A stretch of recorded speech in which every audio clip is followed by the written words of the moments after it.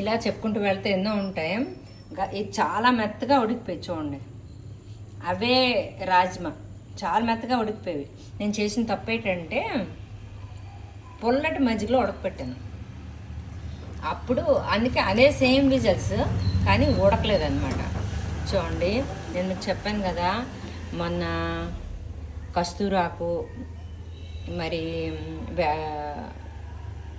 మునగాకు, కరివేపాకు, మరి మన గోంగూర ఆ పౌడర్ చేసిన ఇది ఇందులో వేసా.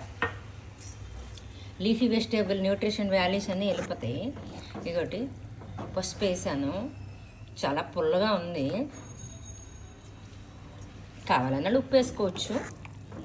ఇది చారులాగానే కలుపుకొని తాగేవచ్చు, కాకపోతే ఇవేనే అందులో వేసుకోవచ్చు. అయితే ఎలిగేసుకొని తిన్నప్పుడు ఏంటంటే ఇవి ఎక్కువ క్వాంటిటీ అయిపోతాయి కాబట్టి మళ్ళీ ఎవరైనా తినకపోతే గట్రా వేస్ట్ అవుతాయి కాబట్టి ఒక్కొక్కటి ఒక్కొక్క విధంగా తింటే రోజు మొత్తంకి డైట్ అయిపోద్ది. డిఫరెంట్ టేస్ట్ కూడా అనిపిస్తుంది అన్నమాట. నేనైతే ఇప్పుడు చారులాగే ఉంచేద్దామా లేకపోతే వేద్దామా అనుకున్నా. సగము చారులా ఉంచి ఇవి సగం సగం క్వాంటిటీ వేసుకుంటా, సగం సగం అలా ఉంచేసి డిఫరెంట్ టేస్ట్లో తినడం అయిపోతుంది. అది నేను చేస్తాను.